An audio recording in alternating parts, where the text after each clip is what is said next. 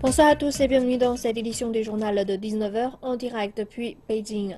On débute cette édition avec le prochain voyage du président chinois en Afrique. Xi Jinping débutera mardi prochain une visite d'État de 2 jours au Zimbabwe. Celle-ci sera la première d'un président chinois en un peu moins de 20 ans.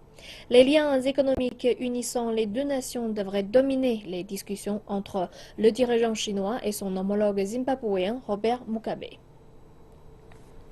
Il y a un peu plus d'un an, le président Robert Mugabe était à Beijing. À cette occasion, plusieurs séries d'accords avaient été signées avec le chef d'État chinois. Ces accords concernent le développement d'infrastructures, les énergies et leur production, la distribution de l'eau ainsi que l'agriculture. Lors de cette nouvelle visite, les accords d'un montant de plusieurs milliards de dollars devraient être finalisés avant leur application. La première chose importante que notre gouvernement, mais aussi la population zimbabwéenne souhaite, c'est la clarification et la finalisation de ce que l'on appelle les gros contrats ou encore les accords de libre-échange, les conventions de prêt. Ces derniers ont été signés entre les entreprises et gouvernements zimbabwéens et chinois. En plus des fonds attribués au développement, le Zimbabwe espère renforcer ses échanges commerciaux avec la Chine, un pays qui est déjà un partenaire commercial majeur. Le Zimbabwe veut aussi accentuer ses liens commerciaux avec la Chine. On note que les données ont augmenté depuis que le Zimbabwe dialogue avec la Chine. Cependant, le Zimbabwe aimerait aussi s'assurer que cette relation profite au Zimbabwe et que les partenaires sont sur un pied d'égalité. Les échanges sino-zimbabwéens ont culminé l'an dernier à 1,2 milliard de dollars, soit plus du double qu'il y a 5 ans. Les principales exportations du Zimbabwe sont le tabac, le coton et le chrome. Le pays du sud de l'Afrique prévoit d'ajouter de la valeur à ses matières premières, une tendance qui se traduirait par l'exportation de produits finis ou semi-finis. Pour y parvenir, il faut faire revivre les industries, un secteur ayant un fort besoin de capitaux. La pénurie de capital est une conséquence de l'interdiction faite au Zimbabwe d'emprunter auprès des marchés internationaux. Les discussions avec le président chinois pourraient évoquer une aide en direction du Zimbabwe et de ses problèmes de manque de liquidité. Ils étudieront la meilleure façon d'avoir recours au crédit chinois, en particulier pour les banques zimbabwéennes. Ces dernières ont grand besoin de crédit. Le gouvernement de Robert Mugabe s'attache à mettre sur pied un ambitieux projet de reprise économique baptisé Zima7. Celui-ci vise à créer au moins 2 millions d'emplois, à rajeunir les infrastructures et à permettre une croissance économique annuelle d'au moins 5% au cours des 5 prochaines années. Les milliards nécessaires à la mise en place de ce projet pourraient être débloqués lors de la visite du dirigeant chinois. Avant la visite présidentielle, l'Université du Zimbabwe a lancé le premier dictionnaire sino-shona dans le but de faire avancer les échanges interculturels entre les deux nations. Un dictionnaire dédié à la communication interculturelle. Ce nouveau dictionnaire a été produit par l'Institut Confucius en collaboration avec le département linguistique de l'Université du Zimbabwe. La première partie constitue la section Shona chinois, composée d'environ 1500 mots d'utilisation courante à travers le Zimbabwe. La partie chinois Shona est en revanche la première du genre. Elle est composée de 1200 mots utilisés fréquemment par les Chinois. De quoi faire des heureux chez les Zimbabwéens qui sont de plus en plus nombreux à apprendre la langue de Confucius. De plus en plus de gens veulent apprendre le chinois tous les ans. En 2007, quand l'Institut Confucius a été créé ici, nous avions une centaine d'élèves. En 2012, il y en avait 800 et cette année, ils sont 1000.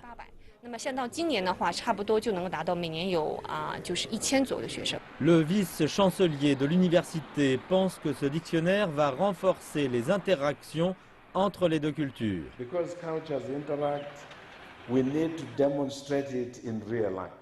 Parce que les cultures interagissent. Nous avons besoin de faire vivre cette interaction dans la vie réelle.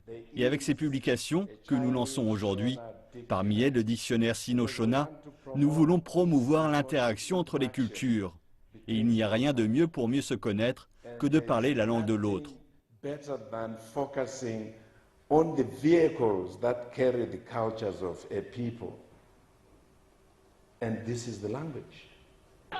Le Shona est parlé non seulement au Zimbabwe, mais aussi dans des pays comme le Mozambique, la Zambie ou le Botswana. La publication de ce dictionnaire va aider les locuteurs des deux langues à lever la barrière linguistique et à faciliter la coopération interculturelle. Et on reste en Afrique, le Kenya est le plus grand exportateur mondial de thé noir. Mais de nombreuses restrictions empêchent encore les profits, tirés de l'exploitation de la denrée, d'être rapatriés à l'intérieur du pays. Les industriels du thé kenyan comptent désormais sur le soutien des sociétés chinoises pour augmenter la valeur ajoutée et le prix de leurs produits sur le marché international.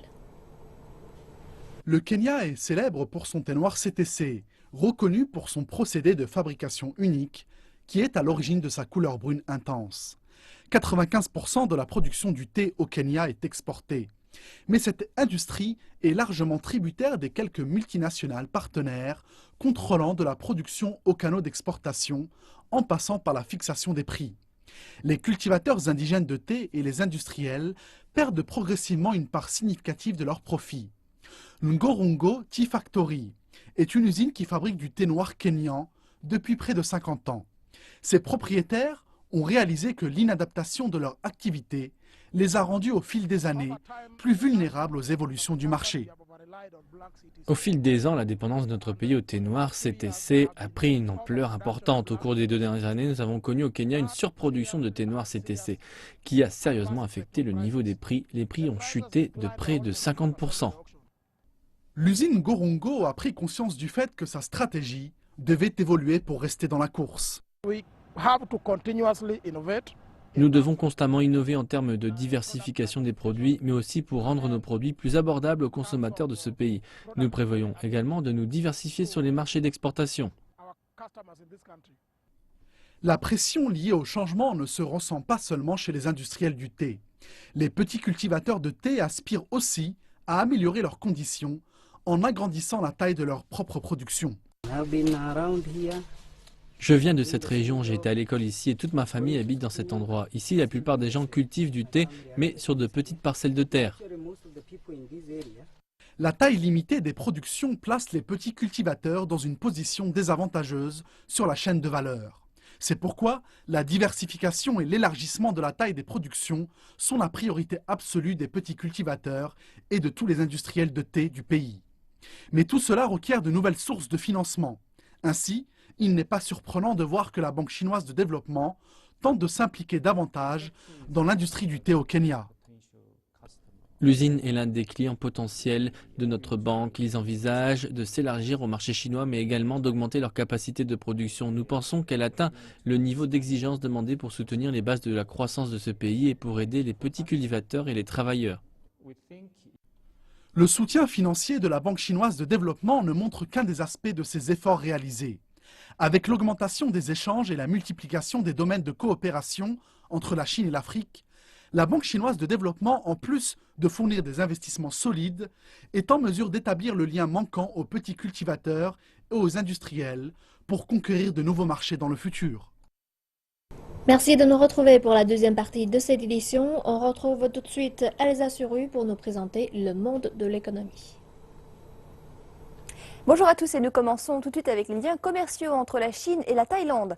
Une cible ambitieuse de 100 milliards de dollars par année a été établie pour les échanges commerciaux entre les deux pays. Dans le cadre d'une stratégie pour stimuler la croissance, environ 300 entreprises ont exposé leurs produits lors d'un salon professionnel à Bangkok. Ces véhicules spéciaux construits par un fabricant chinois fonctionnent tous grâce à des piles.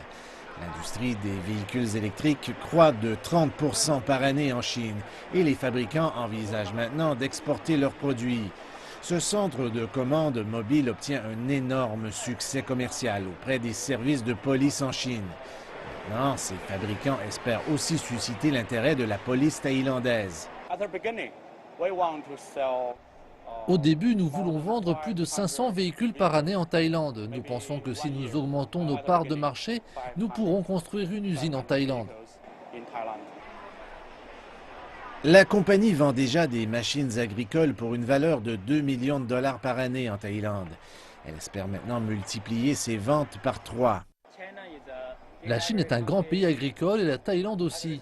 Alors nous sommes venus ici pour conclure des ententes. Plus de 200 entreprises chinoises et une centaine d'entreprises thaïlandaises ont participé à l'événement montrant 3000 produits différents. Le commerce bilatéral entre les deux pays est déjà évalué à environ 67 milliards de dollars par année et certains espèrent qu'il va atteindre les 100 milliards de dollars. Cet événement est très important parce que c'est un pont pour aider à éveiller la conscience commerciale des investisseurs thaïlandais et chinois, mais aussi des entrepreneurs. Le gouvernement chinois particulièrement prête attention à ce genre d'événement commercial. Des entreprises thaïlandaises ont fait la promotion d'une vaste gamme de marchandises d'exportation, particulièrement des produits dans le domaine de la santé, des stations thermales et des massages, qui intéressent particulièrement le marché chinois. La Chine et la Thaïlande voient des avantages mutuels dans un partenariat économique en pleine expansion. Pour les entreprises chinoises, la Thaïlande offre un accueil intéressant et une passerelle pour la communauté économique de l'ASEAN. Pour la Thaïlande, plus d'1 milliard de consommateurs chinois représentent un marché énorme. La communauté économique de l'ASEAN va lancer formellement à la fin de 2015 les célébrations qui vont souligner le 40e anniversaire des relations diplomatiques et commerciales entre la Chine et la Thaïlande. Le secteur chinois de l'énergie solaire se développe de manière exponentielle. Des centrales solaires de la province du Hebei tentent désormais de combiner recyclage et agriculture. Les plaines du nord de la Chine subissent une vague de froid d'une intensité jamais vue depuis des années. Cela devrait être un cauchemar pour les éleveurs de porcs, mais Chen Zhengting n'est pas inquiet du tout.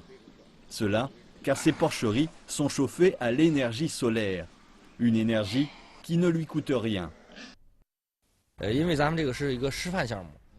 Le projet est appelé Soleil Doré et nous l'avons intégré en 2009. Le gouvernement fournit des financements pour la centrale solaire et en retour nous vendons l'électricité à un tarif préférentiel pendant 20 ans.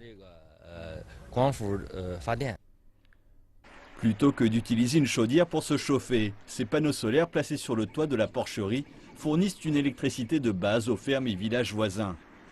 L'électricité produite par la centrale approvisionne en moyenne une centaine de foyers par mois. On peut faire pousser toutes sortes de choses entre les panneaux. Maïs, choux chinois, pommes de terre, voire même herbes médicinales. La production représente 70 à 80% de celle des terres normales. Nous testons différents types de cultures ainsi que de dispositions des panneaux solaires. L'objectif étant d'optimiser la disposition et la hauteur des panneaux solaires en fonction du type de culture. La production est correcte grâce au type de terre de ce champ. Les élevages de porcs et les agriculteurs connaissent quelques ratés, mais ceux-ci sont compensés par les revenus générés par la vente d'électricité.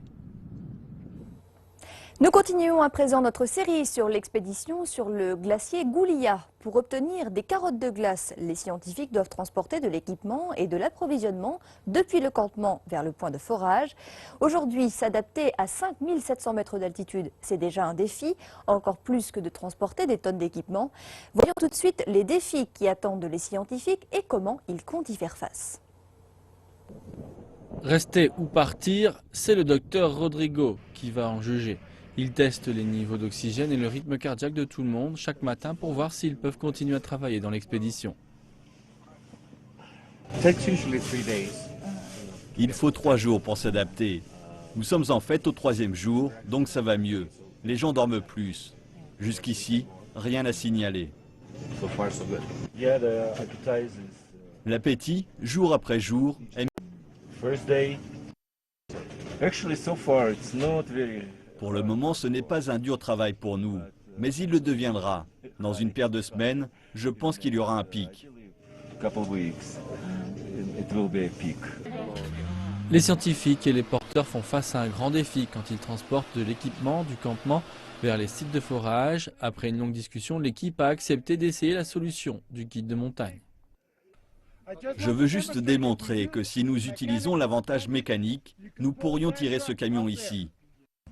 Ils ont trouvé un point de soutien à la surface de la glace près du sommet de la montagne et ont ensuite fixé un crampon et passé une corde à travers. Les membres de l'équipe pourront alors utiliser la corde et lever la motoneige. Mais l'opération est très limitée dans le temps. Les températures se réchauffent à l'approche de midi. La glace fondra et les crampons ne pourront plus tenir. Nous devons nous dépêcher. Avoir les motoneiges à la surface de la glace signifie que les scientifiques pourront voyager vers les extrémités du glacier et les points de forage librement. C'est une étape importante pour l'expédition, mais ce qui les attend sur le glacier est une question que tout le monde se pose. 2 satellites Beidou ont passé des tests en orbite, ce qui permet à la Chine de se rapprocher de son objectif d'offrir ses services à toute la planète, et ce, grâce à une technologie typiquement chinoise. Beidou est l'alternative chinoise au système américain GPS. 3 satellites mis en orbite plus tôt cette année ont pu se relier dans l'espace. Cela signifie que le système de navigation chinois est maintenant prêt à offrir une couverture mondiale. Les horloges atomiques faites en Chine qui sont dans les satellites sont plus stables et plus précises que celles de la génération précédente. Le lien interstar garantit que la moindre donnée ne sera pas perdue pendant la phase de transition, ce qui est fondamental pour améliorer l'exactitude du positionnement. Cela va permettre l'installation de stations terrestres dans des zones où peu de terrains sont disponibles. Cela nous permettra de réagir rapidement à n'importe quel changement qui se produit avec les satellites. La transition de données en temps réel assure un service stable toute la journée pour les utilisateurs dans la zone Asie-Pacifique. La région est déjà couverte par le système Beidou depuis 2012. 16 satellites ont offert des services de positionnement avec une exactitude de moins de 10 mètres. Nous nous attendons à ce que d'ici 2020, le système de positionnement par satellite mondial soit en opération. Pour avoir la couverture sur l'ensemble de la planète, le pays a pour but d'avoir 35 satellites en orbite d'ici 2020. Actuellement, 20 d'entre eux sont dans l'espace. Les ingénieurs disent que les 2 satellites ont atteint les plus hauts niveaux technologiques en Chine jusqu'à présent. Les pièces principales assurent aussi que les signaux ne seront pas interrompus par des épisodes de radiation solaire. La Chine est le 3e pays dans le monde à avoir ses propres satellites de navigation. C'est la fin de notre rubrique Le Monde de l'économie. Retour maintenant au plateau principal avec Chudan qui va clore ce journal. Chudan, c'est à vous. Merci pour ce volet économique et c'est ainsi que s'achève cette édition du journal. Merci à vous tous de nous avoir suivis. À très bientôt sur CSTV Français.